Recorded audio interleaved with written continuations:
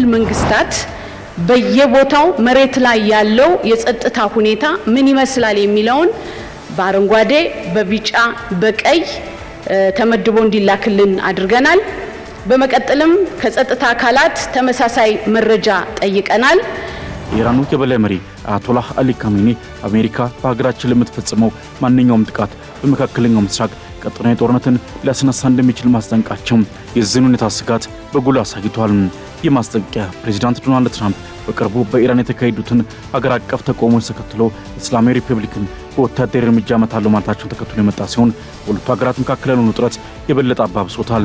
ሜድቬዴቭ ሩሲያ ዓለም አቀፍ ጦርነት ውስጥ መግባት እንደማትፈልግ ለማስረገጥም ሞክረዋል። ከዚህ በተጨማሪም ዓለም አቀፍ ግጭት ፍላጎታችን አይደለም ያሉ ቢሆንም ነገር ግን እንዳለመታደል ሆኖ ዓለም አቀፍ ግጭት ሊከሰት እንደማይችል እርግጠኛ መሆን አይቻልም በማለት በሩሲያና በኔቶ አገራት መካከል ቀጥተኛ ጦርነት ሊፈጠር እንደሚችል አስፈሪ ማስጠንቀቂያ ሰጥተዋል።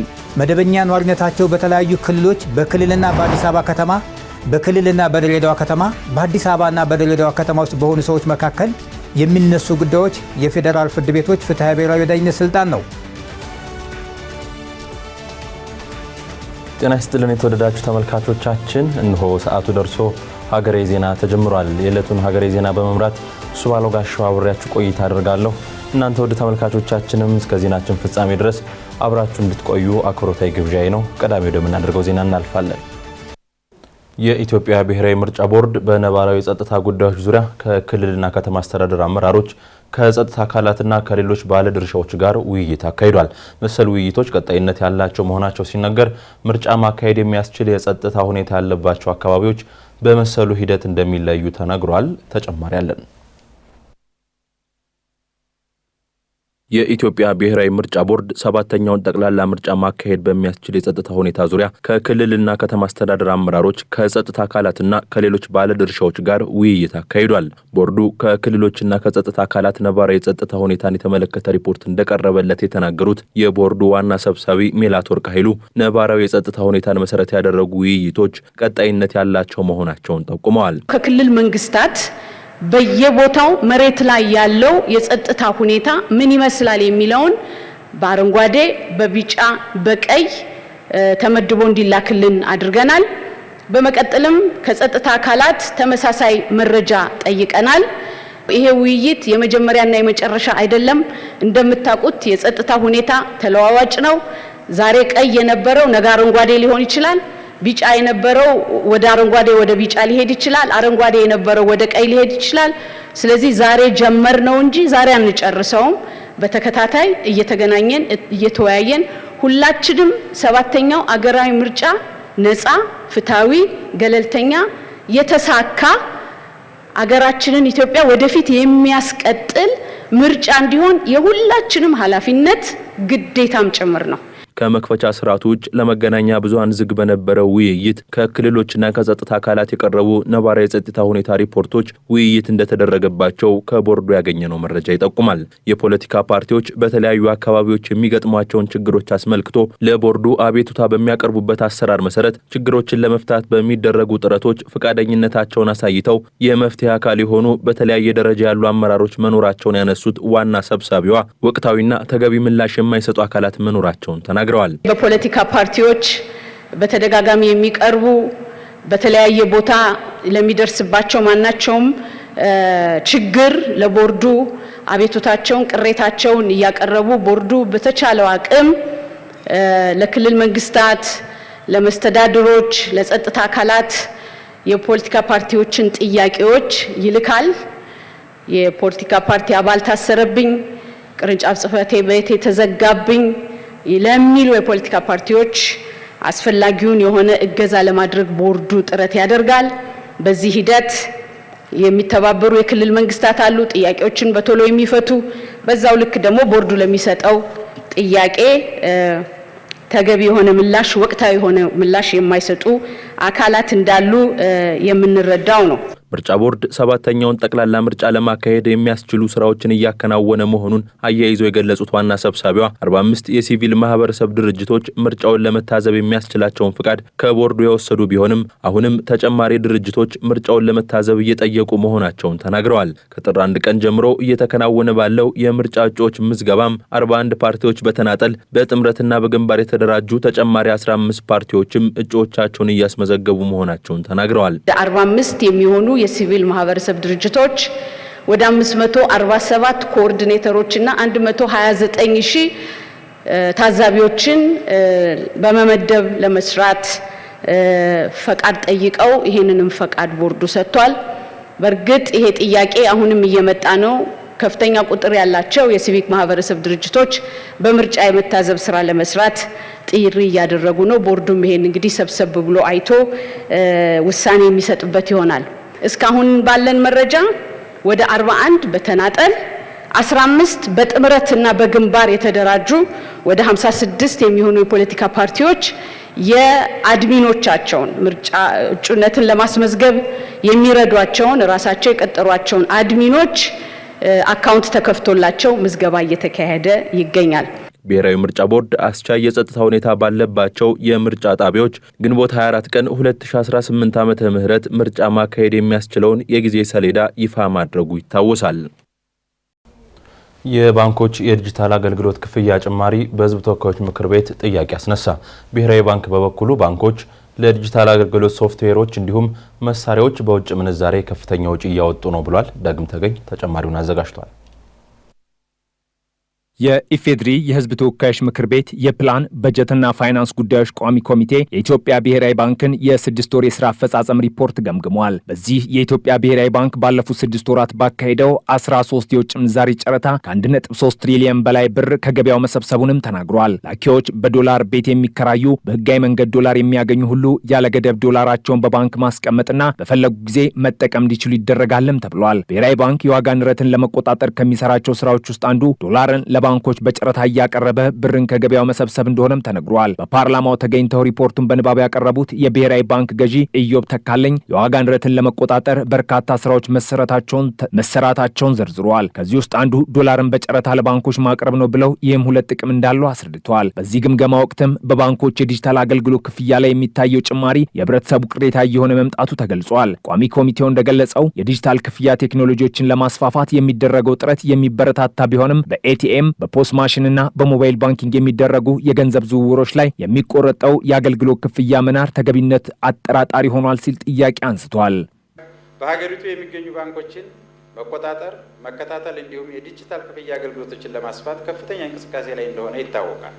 የዲጂታል ክፍያ ቴክኖሎጂዎችን ከማስፋት አኳያ ተግባራቱ አበረታች ቢሆንም በአንዳንድ የአገልግሎት ክፍያዎች ላይ ለምሳሌ ኤቲኤም፣ ፖስ ማሽን፣ ሞባይል ባንኪንግ በተለይም ከኢትዮጵያ ንግድ ባንክ ወደ ሌላው ባንክ ትራንስፈር ሲደረግ የሚከፈል ክፍያ በመጨመሩ ምክንያት ከተጠቃሚዎች ቅሬታ ሲነሳ ይሰማል። ስለሆነም በእነዚህ የአገልግሎት ክፍያዎች ላይ የሚነሳው ቅሬታ ምን ያህል ምክንያታዊ ስለመሆኑ እንዲሁም ችግሩን ለመፍታት የተደረገ ጥረት ላይ ማብራሪያ ይሰጥበት። ለቋሚ ኮሚቴው ጥያቄ ምላሽ የሰጡት የብሔራዊ ባንክ ምክትል ገዢ የሆኑት ሰለሞን ደስታ የዲጂታል አገልግሎት ክፍያ መጨመር ከቴክኖሎጂዎች መሰረተ ልማት ወጪ ጋር የተያያዘ መሆኑን ገልጸዋል። በዘርፉ በጥቅም ላይ እየዋሉ የሚገኙ ሶፍትዌሮችና መሳሪያዎች በውጭ ምንዛሬ የሚገቡ ናቸው ያሉት ምክትል ገዢው ባንኮች እርስ በርስ በሚናበቡበት ስርዓት ውስጥ የሚጠየቁት የጥገናና የኢንቨስትመንት ወጪዎች ከፍተኛ መሆን ለክፍያው መጨመር በምክንያትነት የሚነሱ መሆናቸውን ጠቅሰዋል። ይሄ እንግዲህ ኢትዮጵያ ውስጥ የሚመረት አይደለም። ሶፍትዌሩም ሃርድዌሩም ኢትዮጵያ ውስጥ የማይመረት ነው። ከእውቀት ጀምሮ ምንም ከዜሮ ነው የተነሳ ነው። ስለዚህ የእውቀት ጉዳይ አለ። ስልጠና ልኮ ወይ ደሞዝ ጠርቶ ስልጠና የመውሰድ ነገር አለ። ሶፍትዌሩ ላይ ኢንቨስት የማድረግ ስራ አለ። በሃርድዌሩም ላይ እንደዚሁ። እነዚህ ሁሉ ነገሮች ሲመጡ እንግዲህ በኢንቨስትመንት ነው የሚመዘገበው።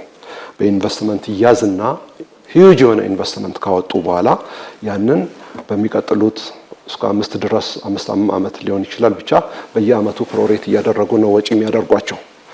ስለዚህ የዚህ ወጪ መናር ነው። ይሄ ወጪ ኑሯል። ይህንን ወጪ ዝም ብለን ካለፍን ሎስ ውስጥ ነው የምንገባው። ስለዚህ ወጪውንም ከቨር አድርገን ትንሽም ብትሆን እኛም ትርፍ ለማግኘት ነውና ምንሰራው። የብሔራዊ ባንክ ዋና ገዢ ኢዮብ ተካልኝ በበኩላቸው በባንኮች መካከል ያለው የዋጋ ልዩነት ደንበኞች በግልጽ አውቀው የተሻለ ዋጋ ወዳለው ባንክ እንዲሄዱ የሚያስችል ግልጽነት የመፍጠር ስራ እየተሰራ መሆኑን ገልጸዋል። ሆኖም በባንኮች ውስጥ ያለ አስተዳደርና አገልግሎት ክፍተቶች ካሉ እንዲስተካከል ይደረጋል ሲሉም ተናግረዋል። ባንኮች ጋር ያለውን የሰው ኃይል የአሰራር ስርዓት በቅርበት የህተን እናስተካክላለን። ባንኮች ስርዓት ያለው የኮርፖሬት ገቨርናንስ ያስፈልጋቸዋል። ለዚህ እንዲያግዝ የብሔራዊ ባንክ ቲም አጠቃላይ የኮርፖሬት ገቨርናንሱ ምን ይመስላል የሚለውን እያጠና ነው። ችግር አለው ከቦርዱ ጀምሮ ከስራ አስኪያጁ በየደረጃው ያለው የአሰራር ስርዓት ያየን። እነዚህ የህዝብ ሀብት ናቸው። ባንክ ማለት የህዝብ ሀብት ነው። በአግባቡ መመራቱን በዋና ዋና መለኪያዎች ቅድም አነሳው ጤናማ ቢሆንም አሰራር ላይ ያለ ችግር ካለ እሱንም የበለጠ አተኩረን የምናየው ይሆናል። ይሄንን ገባ ብሎ የሚያይ እንዲሆን ነው የኛንም ቲም እየገፋን ያለ ነው። በዚህ ላይ የተሻለ ሪፖርት ይዘን እንቀርባለን። ፕሮጀክት ላይ ችግር ነበር። ፕሮጀክት በአግባቡ አልተመራም፣ እንቀበላለን አስተያየት። አሁን ግን ቅድም አቶ ዩብ እንዳነሳው አስተካክለናል።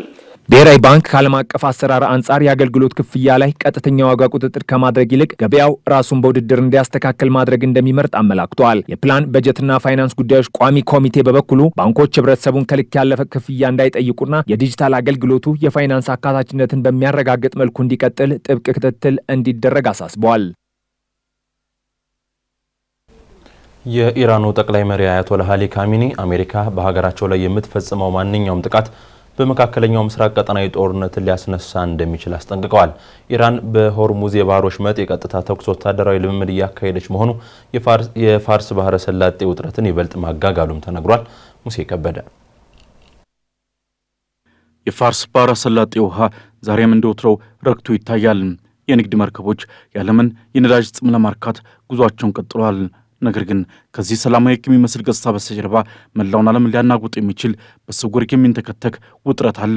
ይህ በፖለቲካ ንግግሮች፣ በወታደራዊ ልምምዶችና በስውር ማስጠንቀቂያዎች የሚገለጽ በማንኛውም ቅጽበት ወደ ግልጽ ጦርነት ሊቀየር የሚችል አደገኛ ጨዋታ ነው።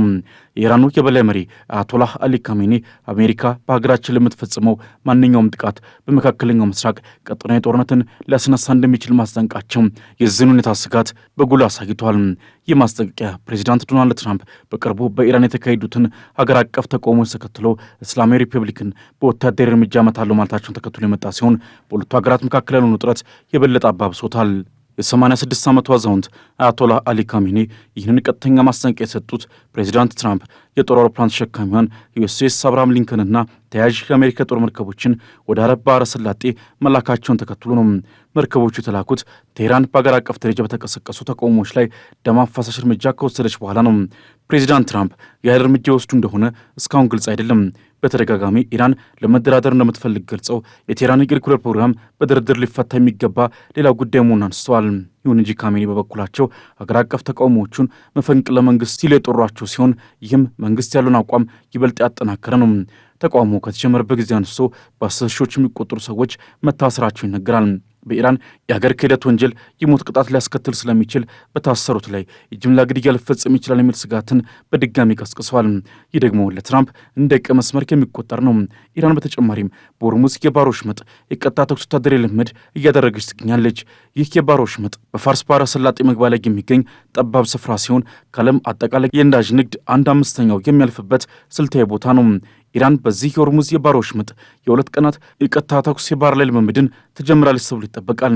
ይህ የባህር ወሽመጥ በዓለም ላይ ካሉ እጅግ አስፈላጊ የንግድ መስመሮች አንዱና ዋነኛው የኃይል አቅርቦት መንገድ ነው። በዓለም ላይ ከሚሸጠው ነዳጅ 1/5 የሚሆነው በዚህ የባህር መስመር በኩል የሚያልፍ ነው። በኢራንና በኦማን መካከል ባለው ጠባብ ቦታ ስፋቱ 33 ኪሎ ሜትር ወይም 21 ማይል ገደማ ነው። ኢራን ከዚህ ቀደም ጥቃት ከደረሰባት ይህንን የባህር ወሽመጥ እንደምትዘጋ መዛቷ ይታወቃል። ዋሽንግተን በአካባቢው ከሚገኙ ኃይሎቹ አቅራቢያ ማንኛውንም ደህንነቱ ያልጠበቀና ሙያዊ ያልሆነ ባህሪ እንዳታሳይ ኢራን አስጠንቅቃለች። የአሜሪካ ጦር ማዕከላዊ እዝ በልምምድ ወቅትም የአሜሪካ የጦር መርከቦችንና አውሮፕላኖችን ማስፈራራትም ሆነ የንግድ እንቅስቃሴ ማስተጓጎል እንደማይገባ አስጠንቅቆ ነበር። ይሁንና የኢራን አብዮታዊ ዘብ ጓድ በወሽመጥ ውስጥ የቀጥታ ተኩስ ልምምድ ማድረጉ ለዋሽንግተንና ለዓለም እየተላከ ግልጽ መልእክት ሆኗል። መልእክቱም በእኛ ላይ ጥቃት ከሰነዘራችሁ የዓለምን የነዳጅ አቅርቦት እናቆማለን፣ የዚህም ኢኮኖሚያዊ መዘዝ ለሁላችን ነው የሚል ነው። ይህ የኢራን ትልቁ የማስፈራሪያ ካርድ ነው። በአሜሪካ ግዙፍ የጦር መርከቦች ላይ በቀጥታ ጉዳት ማድረስ ባትችል እንኳ የንግድ መርከቦች እንቅስቃሴ ማስተጓጎልና የኢንሹራንስ ዋጋን በማናር የዓለምን ኢኮኖሚ ማናጋት ትችላለች የሚለው ግምት ሰፍቷል። የቀጠናው አለመረጋጋት ወዴት ሊያመራ ይችላል ለሚለው ጥያቄ መልስ አሁንም ማንም እርግጠኛ መሆን አይችልም። ዓለም ትንፋሹን ውጦ በትዕግስት እየጠባበቀው ይገኛል። ዓለም አደገኛ ሁኔታ ላይ ብትገኝም ሩሲያ ዓለም አቀፍ ግጭት ውስጥ የመግባት ፍላጎት የላትም ሲሉ የሩሲያ ብሔራዊ ደህንነት ምክር ቤት ምክትል ሊቀመንበር ዲሚትሪ ሜድቬዴቭ ተናገሩ። ይሁን እንጂ አሁን ያለው ተለዋዋጭና ውጥረት የነገሰበት ሁኔታ አደገኛ በመሆኑ ዓለም አቀፍ ግጭት ሊቀሰቀስ የሚችልበትን እድል ሙሉ በሙሉ ውድቅ ማድረግ እንደማይቻልም አመላክተዋል። ደምሶሽ ፈራው 4 ዓመታትን ሊደፍን የተቃረበው የሩሲያና ዩክሬን ጦርነት በአንድ በኩል ከፍተኛ ተስፋ የተጣለበት የሰላም ድርድርና በሌላ በኩል ደግሞ እጅግ አሰቃቂ በሆኑ የሩሲያ የድሮንና የሚሳኤል ጥቃቶች መካከል ተወጥሮ ይገኛል። ከሩሲያ ከፍተኛ ባለስልጣናት መካከል አንዱ የሆኑት ዲሚትሪ ሜድቬዴቭ የሰጡት አስተያየትም ጦርነቱ ከሁለቱ ሀገራት አልፎ ወደ ዓለም አቀፍ ግጭት ሊያመራ እንደሚችል የሚጠቁም ሆኗል። ጦርነቱ ከተጀመረበት ጊዜ አንስቶ ዩክሬናውያን ከባድ የሆኑ ፈተናዎችን እያስተናገዱ ይገኛሉ። የክረምቱ ቀዝቃዛ የአየር ጠባይና የሩሲያ የኃይልና የኤነርጂ ተቋማት ላይ እየፈጸመች ያለችው ጥቃት ደግሞ ጉዳዩን ከባድ አድርጎታል። ትላንት እሁድ በዲምፕሮ ፔትሮቭስክ ግዛት የሩሲያ ድሮን በማዕድን ሰራተኞች አውቶቡስ ላይ ባደረሰው ጥቃት ቢያንስ የ12 ሰዎች ሕይወት ማለፉ ተነግሯል። እነዚህ ዜጎች የዕለት ተዕለት ስራቸውን አጠናቀው ወደ ቤተሰቦቻቸው በመመለስ ላይ የነበሩ ሰራተኞች ስለመሆናቸውም ነው የዩክሬን መገናኛ ብዙሃን የዘገቡት። የዩክሬኑ ምክትል ጠቅላይ ሚኒስትር ዴኒስ ሸሚሃል ይህንን ጥቃት እጅግ ጸያፍና ሆነ ተብሎ በኢነርጂ ሰራተኞች ላይ የተነጣጠረ ነው ሲሉ ኮንነውታል። ይህ ጥቃት ሩሲያ የዩክሬንን የኤሌክትሪክና የኃይል አቅርቦት ለማሽመድመድ የምታደርገውን ጥረት አጠናክራ መቀጠሏን ያሳያል ሲል ሮይተርስ ዘግቧል። በተመሳሳይ ጊዜ በዛፖሮዥያ ግዛት በሚገኝ ሆስፒታል ላይ የሩሲያ ድሮን ጥቃት አድርሶ ቢያንስ 6 ሰዎችን አቁስሏል። ጥቃቱ በሆስፒታሉ የማዋለጃ ክፍል ላይ እሳት ያስነሳ ሲሆን ታካሚዎችና የሕክምና ባለሙያዎች በድንጋጤ አካባቢውን ጥለው ሲሸሹም ታይተዋል። በዲምፕሮ ከተማ ደግሞ በአንድ መኖሪያ ቤት ላይ በተፈጸመ የድሮን ጥቃት 2 ሰዎች ሲሞቱ 9 ሰዎች ቆስለዋል። በደቡባዊ ኬርሶን ከተማም የከባድ መሳሪያ ድብደባ መፈጸሙን መረጃዎች አመላክተዋል። እነዚህ ተከታታይ ጥቃቶች ሩሲያ የሰላም ድርድሩ በሚካሄድበት ዋዜማ ላይ የዩክሬንን ስነ ልቦና ለመስበርና በድርድሩ ጠረጴዛ ላይ የበላይነትን ለመያዝ የምትጠቀምበት ስልት መሆኑን ያመለክታል። በተለይም ደግሞ የሙቀት መጠኑ ከ0 በታች እስከ 20 ዲግሪ ሴንቲግሬድ በወረደበትና በኪየቭ ከተማ ብቻ ወደ 700 የሚጠጉ የመኖሪያ ህንፃዎች ማሞቂያ በሌለበት ሁኔታ የኃይል ተቋማትን መምታት በጦር ሜዳ ከሚደረገው ውጊያ ባለፈ በሚሊዮን የሚቆጠሩ ዩክሬናውያንን ለችግር ያጋለጠ ሆኗል። ይህ በእንዲህ እንዳለ የቀድሞው የሩሲያው ፕሬዝዳንትና የአሁኑ የደህንነት ምክር ቤት ምክትል ሊቀመንበር ዲሚትሪ ሜድቬዴቭ የሰጡት መግለጫ የዓለምን ፖለቲካዊ ውጥረት ይበልጥ አባብሶታል። ሜድቬዴቭ ከሮይተርስ ጋር ባደረጉት ሰፊ ቃለ ምልልስ ዓለም እጅግ አደገኛ ወደሆነ አቅጣጫ እየተጓዘች መሆኗን አንስተው አስጠንቅቀዋል። የሁኔታው አደገኛነት እጅግ ከፍተኛ ነው ያሉት ሜድቬዴቭ ችግሮችን የመቋቋም አቅማችን እየቀነሰ ነው ሲሉም ተናግረዋል። አክሎም ሩሲያ ከምዕራባውያን የሚደርስባትን ጫና የመታገስ አቅሟ እያለቀ መሆኑንም አመላክቷል። ሜድቬዴቭ ሩሲያ ዓለም አቀፍ ጦርነት ውስጥ መግባት እንደማትፈልግ ለማስረገጥም ሞክረዋል። ከዚህ በተጨማሪም ዓለም አቀፍ ግጭት ፍላጎታችን አይደለም ያሉ ቢሆንም ነገር ግን እንዳለመታደል ሆኖ ዓለም አቀፍ ግጭት ሊከሰት እንደማይችል እርግጠኛ መሆን አይቻልም በማለት በሩሲያና በኔቶ አገራት መካከል ቀጥተኛ ጦርነት ሊፈጠር እንደሚችል አስፈሪ ማስጠንቀቂያ ሰጥተዋል። ይህ የሜድቬዴቭ ንግግር ሩሲያ የኒውክሌር ጦር መሳሪያን ጨምሮ ማንኛውንም አይነት እርምጃ ለመውሰድ ዝግጁ መሆኗን ለምዕራባውያን የተላከ መልእክት ተደርጎ ሊወሰድ ይችላል። በሌላ በኩል ሜድቬዴቭ የአሜሪካውን ፕሬዝዳንት ዶናልድ ትራምፕን በተለየ ሁኔታ አሞካሽተዋል። ትራምፕ ሰላምን የሚፈልጉ ውጤታማ መሪ መሆናቸውንና የአሜሪካን ነባር የፖለቲካ ስርዓት ለመቃወም የደፈሩ ሰው መሆናቸውን ገልጸዋል። ትራምፕ አንዳንዴ ግትር የሚመስል ጠባይ ቢኖራቸውም ይህ ግን ከንግድ ዓላማቸው የመነጨና ጠቃሚ ባህሪ መሆኑን ሜድቬዴቭ ተናግረዋል። በድርጊታቸው ዙሪያ የሚነሳው የትርምስ ወሬ ሙሉ በሙሉ እውነት አይደለም፣ ከዚህ ጀርባ ንቃተ ሕሊና ያለውና ብቃት ያለው መስመር እንዳለ ግልጽ ነው በማለት ትራምፕን ተከላክለዋል። ይህ የሜድቬዴቭ አድናቆት ሩሲያ በትራምፕ የስልጣን ዘመን ከዩክሬን ጋር ለምታደርገው ድርድር ምቹ ሁኔታ እንደሚፈጥርላት ያላትን እምነት የሚያሳይ ነው የሚል ምልከታም በመገናኛ ብዙሃን ተዘዋውሯል። ይሁን እንጂ ትራምፕ ባለፈው ነሐሴ ወር አሜሪካ የኒውክሌር ሰርጓጅ መርከቦችን ወደ ሩሲያ ድንበር ልክ ያለው ብለው የነበረውን ንግግር በማስታወስ እስካሁን ያገኘናቸው ሰርጓጅ መርከቦች የሉም በማለት በፌዝ አጣጥለውታል። ሩሲያ አሜሪካን እንደ አደራዳሪ ብትቀበልም ከወታደራዊ ማስፈራሪያ ግን ፈጽሞ እንደማትደናገጥ የሜድቬዴቭ ንግግር አመላካች ሆኗል። በሱዳን የእርስ በርስ ጦርነት ከተቀሰቀሰ ከ3 ዓመታት በኋላ የንግድ በረራ ለሁለተኛ ጊዜ በካርቱም አውሮፕላን ማረፊያ በተሳካ ሁኔታ አርፏል። በብሔራዊ ሱዳን አየር መንገድ የተከናወነው ይህ በረራ እሁድ ጠዋት ከፖርት ሱዳን የተነሳ ነበር። ጦርነቱ ከተነሳበት ጊዜ ጀምሮ አውሮፕላን ማረፊያው ከፍተኛ ጉዳት ደርሶበት የነበረ ሲሆን ባለፈው ጥቅምት ወር የተደረገ ሙከራ በፍጥኖ ደራሽ ኃይሉ ድሮኖች መስተጓጎሉ ይታወሳል። የሱዳን ጦር ካርቱምን ዳግም ከተቆጣጠረ በኋላ የተጀመረው ይህ በረራ በዋና ከተማዋ ሕይወትን ወደ ቀድሞ ሁኔታ ለመመለስ ለሚደረገው ጥረት ትልቅ እርምጃ ተደርጎ ተወስዷል።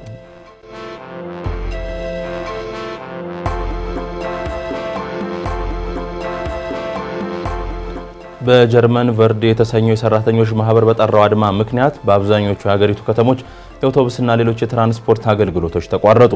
ማህበሩ አድማውን የጠራው ከአሰሪዎች ጋር ሲያደርግ የነበረው የስራ ሁኔታ ማሻሻያ ድርድር ባለመሳካቱ ነው። ሰራተኞቹ የስራ ሰዓት እንዲቀንስ፣ የረፍት ጊዜ እንዲራዘምና ለሌሊትና ለሳምንቱ መጨረሻ ቀናት ስራዎች ተጨማሪ ክፍያ እንዲሰጣቸው ጠይቀዋል። አድማው በ15 የጀርመን ግዛቶች የሚገኙ 150 የትራንስፖርት ድርጅቶችን የነካ ሲሆን በሚሊዮን የሚቆጠሩ ተሳፋሪዎች ለከፍተኛ እንግልት ተጋልጠዋል። ይሁን እንጂ የባቡር አገልግሎት አልተቋረጠም። አሰሪዎች እስከ የካቲት 9 በሚደረገው ድርድር መፍትሄ ካልሰጡ ማህበሩ ተጨማሪ አድማዎችን እንደሚያደርግም አስጠንቅቋል።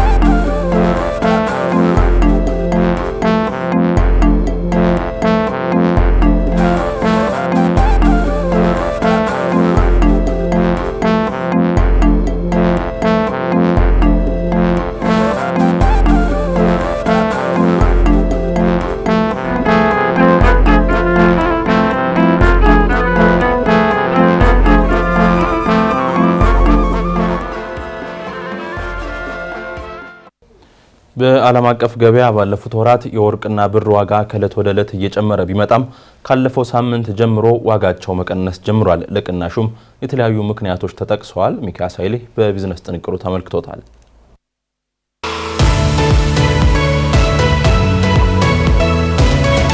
ከሳምንታት በፊት ታሪካዊ የተባለትን የዋጋ ጭማሪ አስመዝግበው የነበሩት ውድ ማዕድናት ወርቅና ብር ካለፈው አርብ ጀምሮ ከፍተኛ የዋጋ መውረድ እያሳዩ ይገኛሉ። በተለይም ዛሬ ሰኞ በእስያ የንግድ ልውውጥ ወቅት የታየ የዋጋ ቅናሽ ባለሀብቶችን፣ የገበያ ተንታኞችን አስገርመዋል። በዛሬው የእስያ ንግድ ውሎ የ1 አውንስ ወይም የ31.1 ግራም ወርቅ ዋጋ የ9 በመቶ ቅናሽ በማሳየት ወደ $4403 ወርዷል። ይህም እንደ አውሮፓውያን አቆጣጠር ከ1983 በኋላ በአንድ ቀን ውስጥ ታየ ከፍተኛ የዋጋ ቅናሽ ሆኖም ተመዝግበዋል። በተመሳሳይ የብር ዋጋም ከፍተኛ የዋጋ መውረድ አስተናግደዋል። የብር ዋጋ የ15 በመቶ ቅናሽ በማሳየት በአሁኑ ወቅት የ31.1 ግራም ብር ከ$72 በታች እየተሸጠም ይገኛል። ብር ባለፈው አርብ ብቻ የ27 በመቶ ቅናሽ ማሳየትም ተነግረዋል። የገበያ ተንታኞች ለዚህ ድንገተኛ የዋጋ መውረድ በርካታ ምክንያቶችን እየጠቀሱም ይገኛሉ። ፕሬዚደንት ዶናልድ ትራምፕ የቀድሞውን ማዕከላዊ ባንክ ገዢ ኬቪን ዋርሽን የፌዴራል ሪዘርቭ ቦርድ ሊቀመንበር አድርገው መሾማቸው ለገበያው መረጋጋት ትልቅ አስተዋጽኦ ማድረጉን የዘርፉ ተንታኞች ተናግረዋል።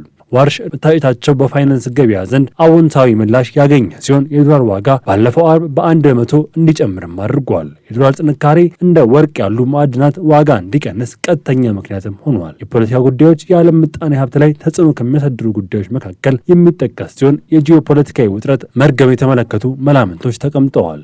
በአሜሪካና በኢራን መካከል ያለው ውጥረት በአንጻራዊነት መሻሻል አሳይተዋል የሚሉ ተንታኞች ባለሀብቶች ገንዘባቸው አስተማማኝ መሸሸጊያ ተብለው ከሚታወቁት ወርቅና ብር አውጥተው ወደ ሌላ ንግድ ዘርፍ እንዲያዘዋውሩ አድርጓቸዋል የሚል ምልከታ እንዳላቸውም ጠቁመዋል። ይህ የዋጋ ቅናሽ በማዕድናት ላይ ብቻም የተወሰነ አይደለም።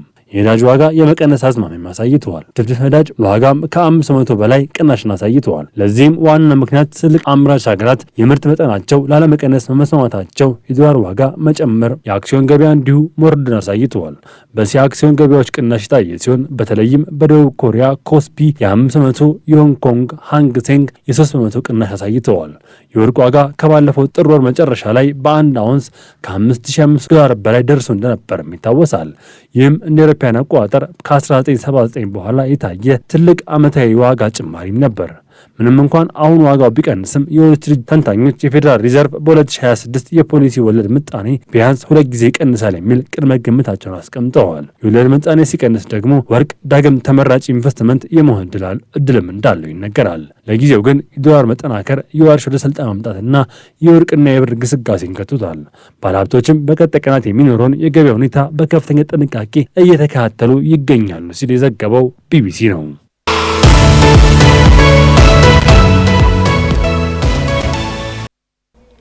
በተለያዩ ክልል ነዋሪዎች መካከል አልፎ አልፎ ክርክሮች ይፈጠራሉ። ለመሆኑ በእንደዚህ አይነቱ ክርክር ወቅት ምን አይነት የህግ አግባብ አለ የሚለው የዛሬው ከጠበቃው ጋር ጥንቅራችን ትኩረት ነው። ወደዚያው እንለፍ።